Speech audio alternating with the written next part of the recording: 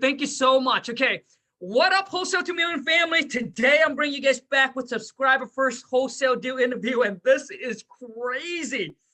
Eric closed his first three deals. The first two is crazy. All right, crazy amount of money when he's only 18. So no further ado, I'm just gonna have him share with you guys the exact story, how he got into wholesaling and how he actually did it. So obviously the goal is to give you all the information that you need so you can just copy and duplicate, and you gotta put in the work. Like all the info and the knowledge is gonna be on the video. You have to put in the work to make it happen. Listen, nothing works if you don't. I know a lot of you guys buying courses and going time to hiring mentor and seminar, but none of them works if you don't. Put your hand together. If this video add any value to you, boom, smash that thumbs up for me. I'm getting so excited just from hearing those numbers from him earlier. And if you're new to the channel, welcome to the Wholesale to Million family. Be sure to boom, smash that subscribe button and make sure you turn on the bell notification. But welcome on, Eric, and and to your buddy there, man.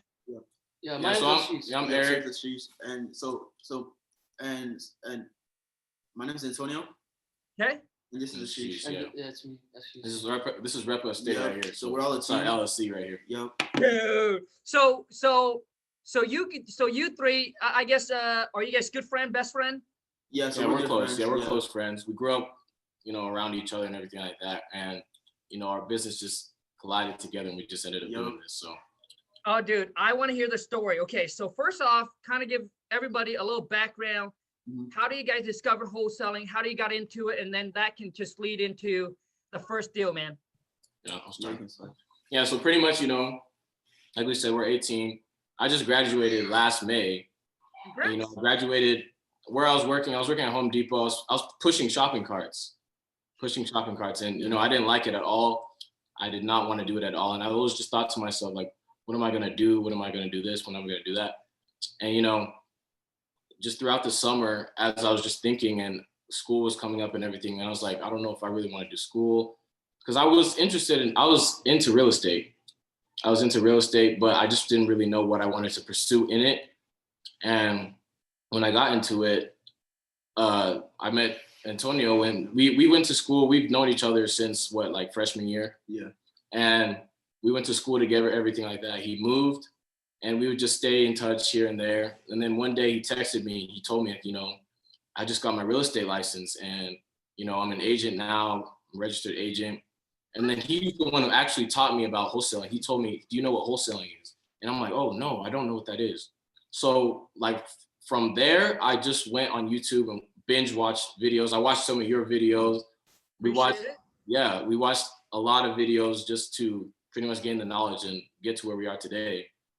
And once we watched those videos, I remember we met up actually the first time in 2 years, because we weren't together or anything like that. And once we met up, we actually drove for dollars our very first time. And we drove for 2 to 3 hours, and it was hard. I found some distressed properties, but I tried giving them a call and everything like that. They didn't answer, or we had people say no or stuff like that. And once I took him home, he told me, he's like, do you know Ashis does something like this as well? And I'm like, oh, Ashis, he's my neighbor, and I've known him for a long time. I know him my whole life. I'm like, I never knew he did anything like that, because what he used to do is bird dog for realtors and everything like that. So I was like, oh, okay. Well, let's text him. Let's see if we can start this group up and, become where we are today. And so that's pretty much it, So I met Eric in junior high school. So this whole thing all started because of you, Antonio. Yeah. Antonio. Well, right actually, to actually go back to, me and Antonio were actually texting each other long time ago. Yeah, we were. Yeah. I was actually telling him, let's make a team. Let's make a team. Yeah. Oh, really? He was like, He was like, he was even at 2 a.m. in the morning. I was texting this dude. Yeah. I was telling him hey, let's do something. And then we just didn't know. And I think it was we're God gifted, God's plan. Yep. And everything worked out perfectly, and from here now, out, we're just gonna keep hustling, we're gonna work hard, we're gonna take care of our family. And so Nice. Okay, so let's go ahead. Okay, and how much is the first wholesale deal? It was $32,000. Yeah, It was 32G. yeah, Yes. 32G. You can divide that by 3. How much is the second one? The second one, it was for 1,500. It's for 1,500, Yep, in San and then Antonio we're about to close another one for 55. this week or next week for 55,000. $55,000. 55,000. Yeah. No, it's Yeah. crazy to think about. God. And you know, Khang, we actually all come from like, you know, Yeah. I'm an ethnic minority from Nepal. Yeah. You know, Yeah. back home, I'm an immigrant in America. You know, I don't have any, I don't even get to live a luxurious life. But what I can do is I can work every single day, and it gets to that level. We all can do that, and we want to take care of our family first of all, because you know they've worked way too hard, Yep. you know, for us. And so it's just, you know, the story, the background that we come from just humbles me and these two, All of us. and we just want to, you know, keep exceeding, and one day we can maybe buy a Ferrari. Yeah. No, hey, thank you so much. And hey, you know, when you say that, I feel you, bro. I hear you. I mean, you know, growing up dirt poor, a lot of people think I'm Asian. My parents must be rich. Oh, come on, man. Shit. I wish they were rich, dude. I was picking berries and all that, and just seeing them grind throughout their life. And that gives us that motivation, right? And that ambition to achieve something that's better so we can provide and help our family out, man. That's awesome. Yeah. So now let's go in, and I don't know who want to talk, but let's go in and talk about your first deal. Let's talk about that first deal. But we can all talk about it Yeah. if you guys want to stop. Okay. me. So how do you find the seller? So pretty much the way we found the seller is we pretty much got leads from PropStream, Okay. and then we used a software called Text Magic to pretty much send a text blast out. And when I sent that text blast out, the way we would do it is pretty much I'll pull the list, because I was the only one who had PropStream at the time, because like we said, we were working. We still work right now. And I'll pull the list. Antonio will get a skip trace and everything like that. And then once, yeah, go ahead. Oh, yeah. So then after that, then I just gave him back the list, and then he just text blasted him, you know. Yeah. And yeah, you know, so like for like, you know, it wasn't like the best thing, you know, but eventually, you know, like then It became the best thing. yeah. But it took a lot of tries, And also, you know, guys, like one thing that I want to reiterate is that your deals come from follow-up. Like, there's no way you're gonna get a deal like right then. It doesn't work like that. Because in this business, what you need to do is you need to be able to basically give that trust to the seller. You have the money, but if you don't give that trust to the seller, and if he says, "Oh, you're a scam," then there's no point. You need to build that trust in them to gain, you know, just to make the deal work.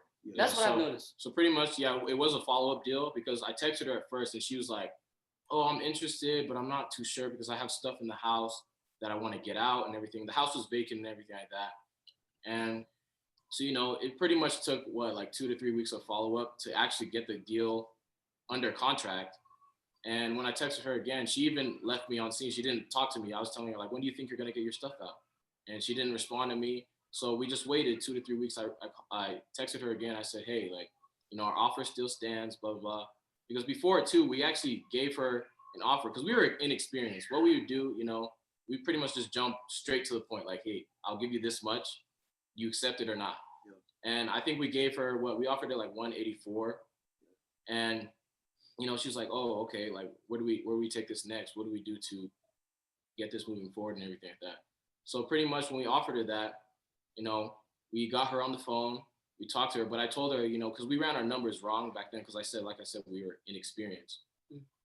And over those 3 weeks of time, we learned how to run comps better and make better offers and everything like that, and how to talk to sellers. So when we got her on the phone, I told her, you know, we had to renegotiate with her to go down to 160,000. And when we got her to 160, she was saying, "Okay, okay, let's do this, let's do that." And we said, "How about we send a contract over to your email and everything like that for 160? But she told us, you know, she can't read it that fast and everything like that. And I think, like, again, we think it was God's grace that he said that, because if we got it at 160, we wouldn't have made that 32,000 at all. So I called her 2 days later. You know, I told her, like, you know, this is what we have to take into account. This is what we have to do. So with that, you know, we have to go down to 145. So we went down to 145, and then she agreed with it.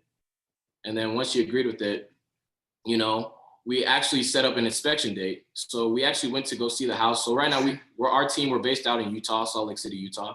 Salt Lake City, okay. Yeah, so her house was up in Ogden. It's like north up in Utah, and like it took like a 50-minute drive. We went over there. She told me all the details about the house, but she didn't tell me everything. Because once we went in there, her nephew was the one that showed us the house and everything. We brought an investor too to actually come take pictures because we already had someone that is interested in the property. Wow. So Okay. we went over there and took pictures. It was an absolute mess. The house was a hoarder house. Everything, glass on the ground, broken windows. You wanna know a funny part? And I was wearing flip-flops. Yeah, he was wearing flip-flops that day. For real, bro? Yeah. So now at this time, everything is done over the phone, right? So you talk to her over the phone. She's not, so the seller's not living in the property. Okay, got it. Yeah, so she wasn't living in the property, went to go inspect it and everything. It was horrible. So the first thing we thought was like, look, we cannot try to sell this for 145. We can't get this at 145 because she didn't tell us everything. Yeah. Like, this needs way more work than she said. Yeah. So what our plan was, we had a game plan to go back. I called her and told her, like, look, this is why we have to go down. It's because, you know, we have to take into account this and this and this. You didn't tell us any of this. So, you know, with that, I tried to lowball her to see what we could do. And I said, because actually the investor we took there, we showed investors to see what we can get out of the 145. And once we send it out to our investors, a lot of people are saying, oh, I can offer you this much and this much. It wasn't what we wanted at all. So we had to go down. Okay, so Eric, hold on right here for those that are new into the game and not understanding. So at this time, you don't have the property under contract yet, right? No, we do. We do, yeah. So wait. So you have the property under contract for how much? it was 145 at the time. Okay, so you have it under contract for 145, then you send out to the Now, I guess my question is, did you have it under contract before you go out to see the property? Because you mentioned you went out to. So we had it under contract before we actually went to go see the inspection and everything. Oh, good. Yeah. Got it. Okay. So yeah, what happened was we went there, and then we looked at the property, and it was totally a mess. The exterior of the house, the roof, and going inside, there was holes in the wall, and like I said, Eric said, like, it was a hoarder house. And so, I think we came back and then we renegotiated, right? Yeah, we renegotiated it for 135, and that right there. It wasn't 135. It was 130. So 130. Sorry. Yeah. So when we actually went back to see if we can lowball her, because when we showed our investors, we actually had someone go behind our back. And offer her 127, because I tried offering her 110. Yeah. Oh, yeah. But she said, "Oh, I got an offer for 127." So I said, "Okay, we can beat that. We can do 130." So we got it under contract for 130. We showed it to our investors. We had someone that Ashis knows personally. His name is Caleb, and he told us that, "Oh, I can close this real fast, because we closed in only 4 days, Kong. We closed in 4 days." So also, also what I would like to say is that, Kong, I've always been an entrepreneur. I love the mindset of business, all of us. But before we even met, like, I love networking because it was going to open more opportunities for me. And if we get a house in Utah, there's no way we're going to let that go because I have so many buyers already built up, I like that. And so this aspect so when I basically messaged all the buyers, like, oh, I can beat that, there was like 2-3 others that offered me 155, but we didn't like that because we're obviously getting more, with the buyer that we had. And so, that's how it worked. The buying part, like, it was already there. As long as it's a good deal, you can find a buyer. As long as it's a good deal. As long as you can leverage, the word leverage, leverage the property. Yeah. So, we got it at 130. We ended up selling it for 162. And, that's where we got that 32,000 profit. And we gave it to our guy, Caleb, and he closed it in 4 days. We had it, because we got it under contract for 130 on a Monday or a Tuesday. And then we closed it the Friday. So like 4 or 5 days later. Damn, man. 32 G's, like, within what? So from the day that you got under contract to the day that you sold it, are we talking about how long? 15 days, 20? 1 week. 1 week. And the crazy part is, we're not rich. Like I said, I just want to reiterate once again, our parents aren't rich, man. Like, my dad has 2 jobs right now. Yeah. My dad is a custodian at the U. Doesn't even make anything, it's so hard right now, and gotta find some kind of way to, overcome this obstacle, and like, it's just, Yeah, man. I mean, like, listen, I made a post and I post on TikTok and it's going viral and people are hating so much and because they let the ego get in the way. But I understand, right? There's much more regular people than there's entrepreneur. Yeah. So I made a post. I said, hey, there are people out there that are grinding and working hard, contractor, plumber, electric, like you know what I'm saying? Because I have done the labor work before, you know what I mean? Like the blue collar. I've worked for a factory making $8.50. So I'm saying some people working hard just to make 50K a month, while people like us making phone calls, all right, are making 50 G's a month. I'm not like, so they get all upset because they're saying I'm looking down on the blue collar. But what I'm trying to share with you is hustling and grinding hard, working at a job, thinking that you're going to get rich or actually become financially free. That's not the way to go. Yeah. You got to think smarter, right? You got to sit and think of ideas, think of a side hustle, think of a business, think of how can I make that in a month doing something else?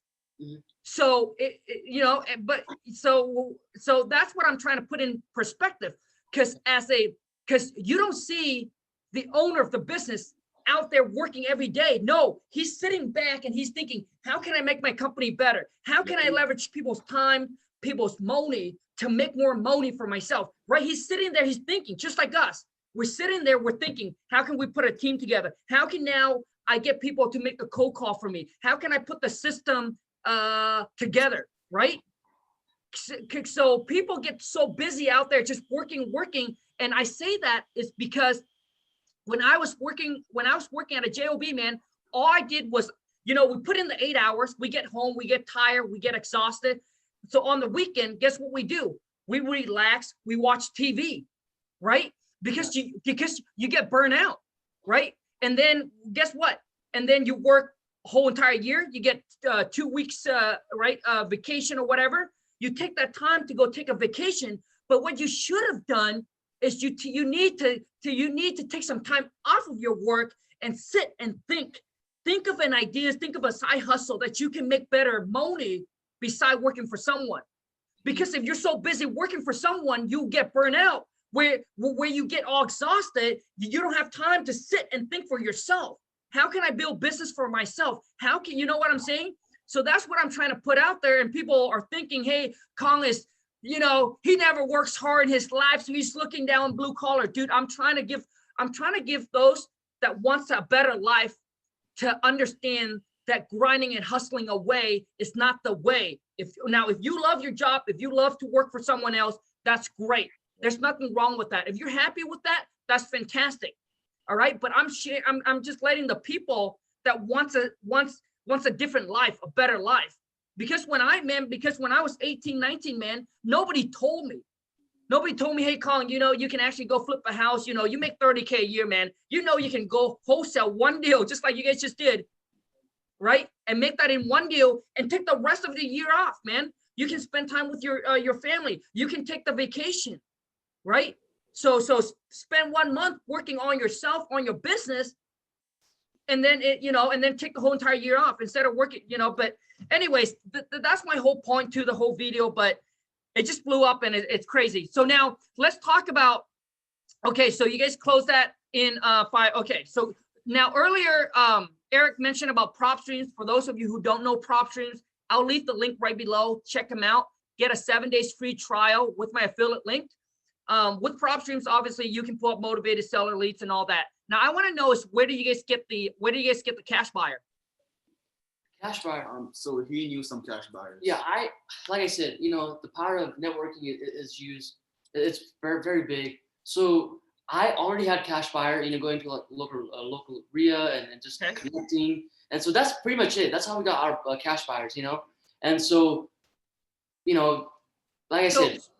Right. So before this, you were networking a lot to building up your cash buyer list already? Because he was bird dogging before for realtors. So that's another way that now explain for those that don't know what bird dogging, because I get comments like this all the time. Explain. Yeah, bird dogging is literally like you go up to a realtor or someone that you admire that is in real estate and say, hey, I'll get you a deal. are you willing to pay me something, you know? And so you just simply do that. And if they say yes, you get paid. I mean, the price varies. It depends who you work for. And, you know, it's just, yeah, that's what Bird Dog really is. Like, you look deals for someone else, but they'll pay you for looking at that deal. So now, okay, now how long did you bird dog for? I bird dog for like a year, I think. Wow. Okay. Now, let's talk about it. So for those of you who's under the age of 18, if you can't find someone that's 18 or older to actually, you know, to actually wholesale, because you have to be 18 or older to sign the contract. If you're under that and you can't find a partner that's 18 or older, then what you can do is exactly what you just mentioned, is bird dogging. Now, let's talk a little bit about bird dogging. Yeah. Like, how much do you make and how much did you get paid, and how does it actually work, bro? Let's talk about it. Yeah, so I mean, personally, me, when I did deals, you know, people said, "Oh, I'll pay you $2,000.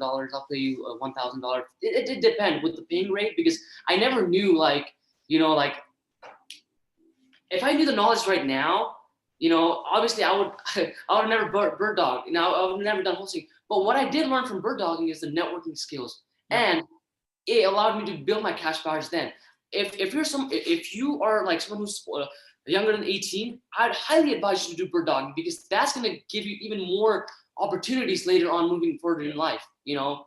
And so as far as like money wise, it fluctuated, but you know, it depends, because I used to do it for one company, one realtor. I used to do like it. I had more than one. And so as bird dog, I found houses and I did some deals. I made like 1,000, 2,000. And so after that, it was pretty much, that was it. That was it. But I did it for a year. But I wasn't doing it for the money, because once again, as an entrepreneur, you have to network. I was doing it for the network. I was doing it to build a relationship, so that in the long term, it would help me. Look, see, it helped me.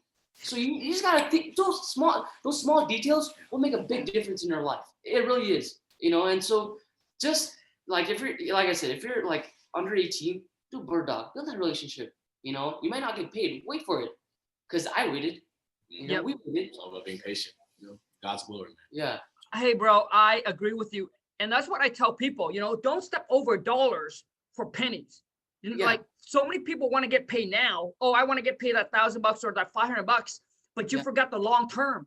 The long term is what, you know, what you're doing is building up the network. A lot of you, what you need the knowledge, because the knowledge, right, is the knowledge, the network is going to make you more money in return. Yeah. So you have to give up, who cares, that 500, that $1,000, right? Give up that, right? So that's why I say it all the time. Okay. So now for those that are starting out, okay, what are some tips, some feedback that you guys can give to them? Don't ever give up. It's one of the key things. Yeah. Don't ever give up, you know, because this is a hard thing to do. Yeah. So yeah, you know, just keep on, like, don't give up. Because you're gonna get a lot of no's, a lot of people saying no, but the more no's you get is the closer you get to a yes. You just have to stay consistent, you know, have faith and be patient. And that's all you have to do. Also, like, we're all 18, but I'm in school. You're still in high school, senior year, high school. Okay. And I'm planning to go to college, but this is gonna be my job. Like, this is something I love to do. Yeah, because we're all doing this part-time. I work. Antonio works, he goes to school. We're all doing this part-time. We're trying to make this a full-time. It's going to be a full-time pretty soon. You know? Gotcha. So do you guys plan to make this full-time and also doing college, or what? I mean, Colin, if I'm making as much as a doctor or more than a doctor, I don't think I need to go to college. I don't think I need to. Like, the reason I asked that too is, you know, obviously on TikTok, a lot of people, there's a lot of controversial between, hey, an entrepreneur or should you go to college? A doctor makes what, man? A doctor makes what? 20,000 G's a year? Yeah, 20,000 a month. So yeah, so like starting off, like, for a neurosurgeon, like, they make $100,000, and plus on top of that, they do have to pay for medical school and stuff like that, you know. And so they're the debt of medical school, you know, like when they get a job. And so over time, as far as your experience, then the money is gonna compound itself. But one thing, this is what I'll tell you, okay? If you're passionate about being a businessman, go for it.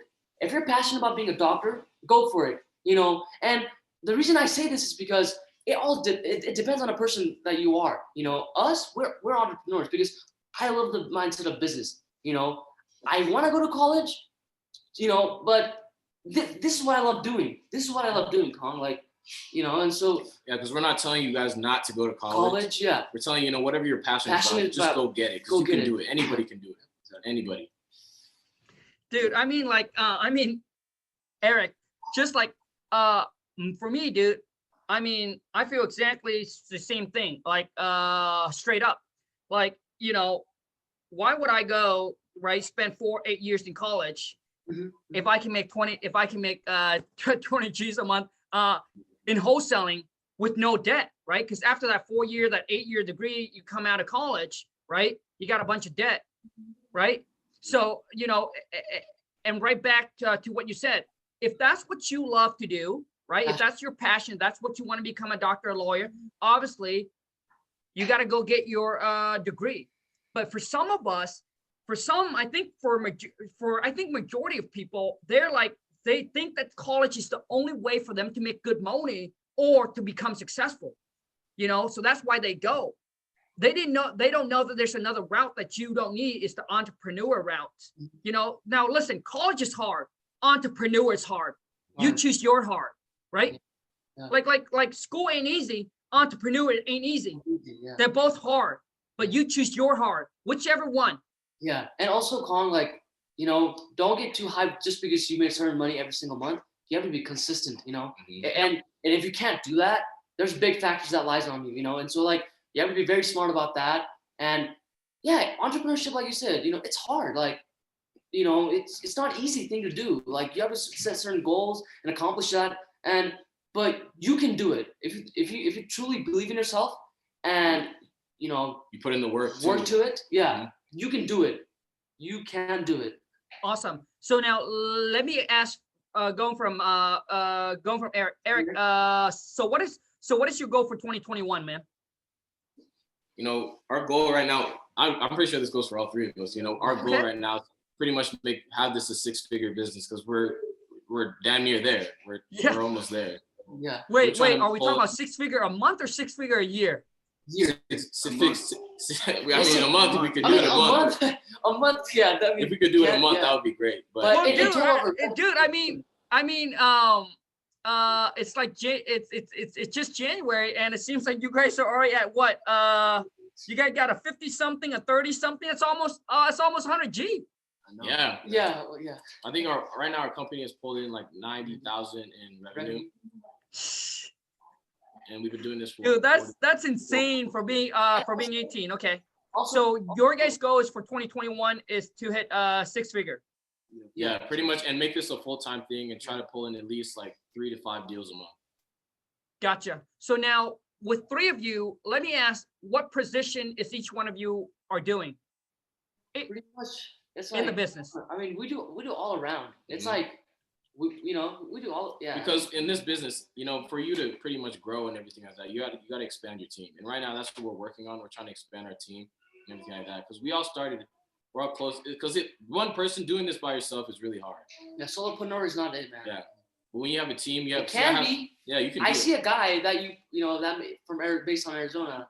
You know, he was on this thing, you know, live thing with, you know. Yeah.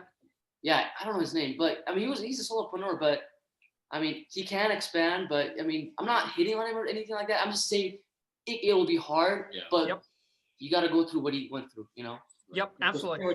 You know, Antonio, I haven't heard you say much, man. So I want to hear, so what is your personal goal for yourself, dude? Like, what's your personal goal? I mean, my personal goal, I guess, like, you know, so I guess like in the future, like I want to own like, I guess like a lot of cash flowing, like rental property, like yeah, like apartments, yeah, exactly, yep, just like Manny Koshman, you know. So I want like to get some apartments, like some commercial, yeah, you know, just shopping centers, you know, just like, you know, just expand.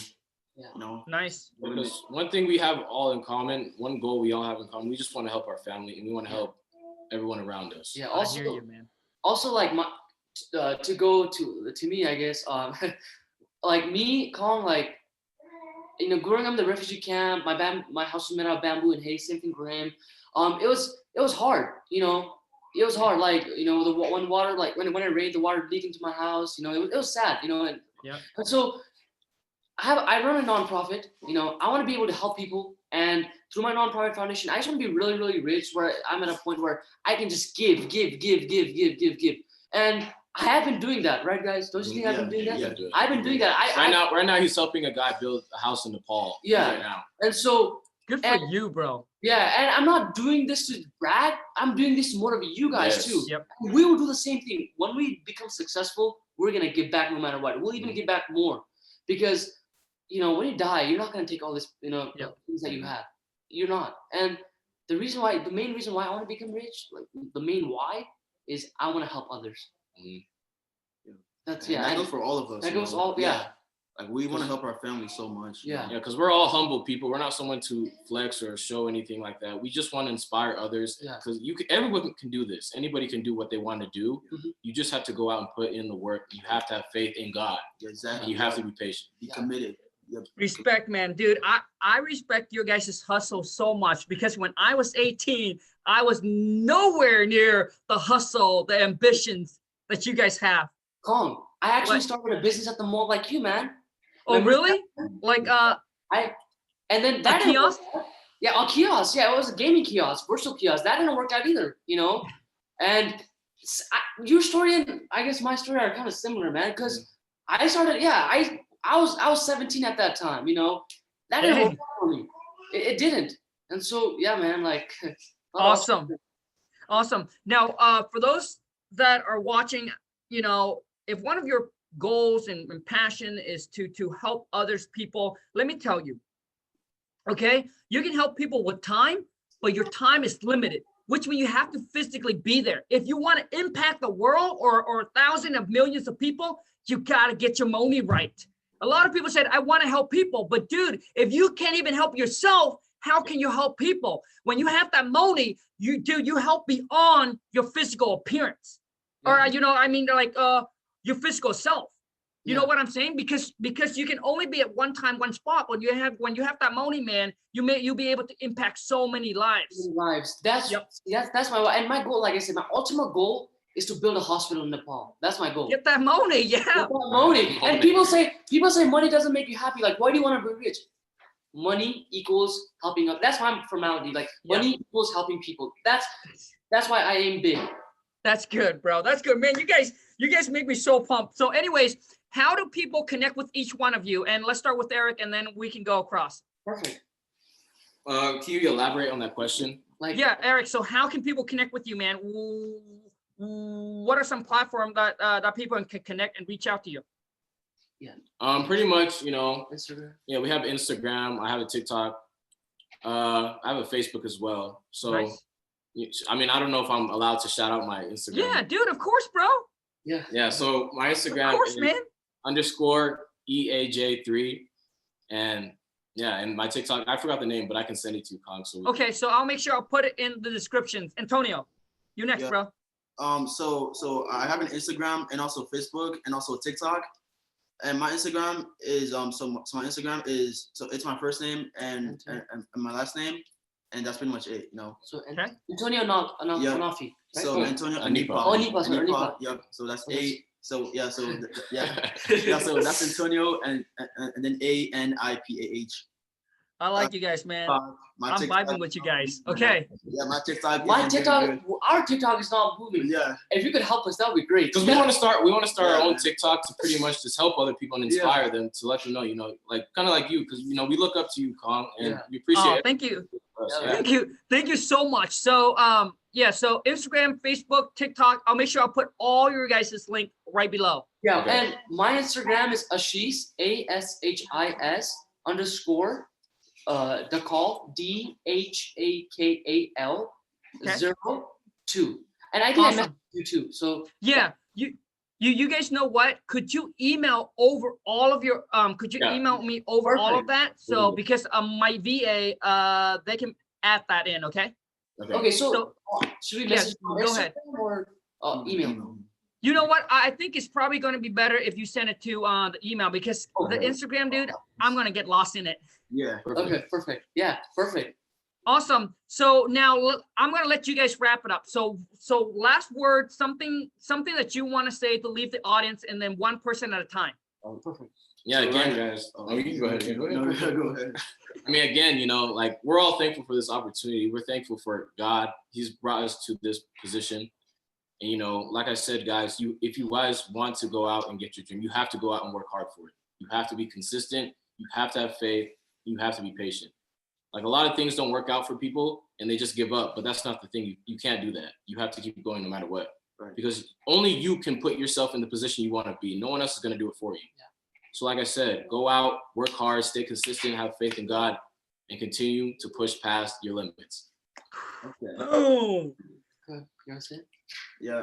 You know, so mine is, you know, just like to help people, you know, like do this with a purpose, you know, try to help as many people as you can, you know, because this business is hard, but like the payoff is big, you know, so just be consistent at this, you know, and like be committed, you know, because it's not easy, but you have to do it, you know, because you have people who care about you and, you know, like you want to help them. So you just have to help them, you know, like no matter what, you know, like wake up early if you have to, like do whatever you can. Mhm. Yeah. That's all I have. Yeah. You gotta do what you gotta do to separate yourself. woo. Yeah. Exactly. Personally, me, man, like I said, you know, just hustle. Because in life, if you don't hustle, you're not gonna go anywhere in life if you don't hustle. The word hustle, I mean, it's just so powerful, you know. And every day, like when I see something or where I read something, it just motivates me and even pumps me up. And that why that I have behind my shoulder, like makes me think like, hey, Ashis, you gotta do this. Because if you don't do this, those people back there will be still struggling, you know. And so that right there motivates me too. So find your why and find your passion as well at the same time. And it's if you find those two, it'll be big time. Yeah. Woo! You know, I tell people when you decided to give up on your goals and on your dreams, you're not just giving up on yourself, but you're giving up on the people that depend on you to succeed. Exactly. You know what I mean? Like your mom, Exactly. your papa, your boyfriend, your girlfriend, your husband, your wife, your kids, like you gave up on them because they couldn't do it and they depend on you to do it. Mhm. So remember that when you decided to quit, to throw in the towel, that you're not quitting on yourself, but you're quitting on the people that depend on you to succeed. And- Man, you guys, go ahead. And also, last thing is stay broke. Don't act like you're rich and buy like Gucci, Yeah. Louis. Don't, you know. Unless you can, Only- yeah, for unless- yourself. Everyone deserves what they, you know, put in. So Put in, but there's a time. The Mhm. time period will come. But just if you make like $100,000 in 1 month, don't go out and don't buy all that, you know, crap that's gonna make you know decrease your value, like you know. And so stay that up, leverage, and over time use that use that money to put it somewhere else, invest. Yeah. because that's gonna grow you more money, right? So just think about that.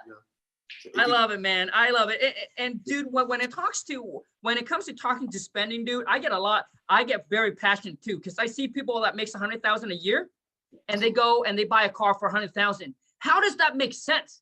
You make 100,000 a year and you take your year income and you go buy a car for 100 G's. Like that doesn't even make sense to me, man. When I was making 100K a year, dude, I was driving a Honda. Yeah. Dude, I was driving a Honda. You know what I don't even have a car. Yeah, this I man don't still doesn't have have a a car. car. Yeah. I don't have a car. But you know, like we want so he has a car and you know so do I, but like we want all of us to have a Tesla by the end of this year. That's another good Woo! one. That's another goal. Wait. But once again, we gotta be smart about that too. Yeah. Sure. You know? So when I say don't go spend it, that applies to us too. But how can you afford that Tesla by opening another income stream, right? So Smart. let's say for this check, I would put this much, but then I'll save the rest. So for emergency fund, so I can make monthly payment. So just think about those things. But just don't go like, yeah, just don't invest. Don't Dude, spend it all, you know? I agree 100%. A lot of people, you know, when I put video on TikTok and I said, hey, don't buy this or don't buy that, you know, if you listen to all my TikTok, I said get rich before you look rich. I didn't say get rich and not to look rich, right? So because we all deserve nice things, right? You want the house, the cars, like, dude, I don't want to be a millionaire and where, you know, I don't want to be a millionaire and still driving a 1997 Honda, a beat up Honda. Like for some millionaire, they don't care, right? Yeah, like but for me, right? For me, right? I'm a car guy, and some people maybe they like the designer clothes. Dude, you can have it all. Just like what you said. You just need to know where you're at financially. Can you afford it? Are you at the time where you can buy it? You know, delaying that instant gratification. So we all can have nice things. Like we all work hard and we should deserve all that. And a lot of times, you know, what it is for a lot of you, maybe you don't have the drive or the motivations to go do bigger things or go make that money. What you need to do then is you need to think of what it is that you want. Maybe for you it's the diamond. Maybe for you it's the car. Maybe take something that you want really bad, that costs a lot of money that you want, but you can't afford. Take that, put it on there and say, hey, if I make this amount, I'll go get it. Maybe have that as your motivation. You know, a lot of people say, hey, materialistic, dude. That's what I do, right? Well, when I want to make X amount, I figure out, so I'm a car guy. I figure out what it is that I want to buy. Boom, I take that car, I put it on. So I set my goal. So when I get to this much, when I make this, that's what I'm going to get. And that's what drives me. Yeah. Okay. Perfect. Anyways, you guys, man, you guys pump me up so much. I want to say thank you so much for you guys' time. I really appreciate it. Wish you guys all the best. Keep me posted, and we're gonna blow this up. Yeah, for sure. Yeah, follow us on TikTok too. You know, help us out because we'll teach you valuable things as well. Yeah. We promise. Absolutely. And you guys, everyone that's watching, I'll make sure I put all of their link right below so you guys can check them out. Thank you, you guys. Take care. You guys, until next time. Let's go get. Wait. Let's go get this money, because you know why? No money, no honey, baby.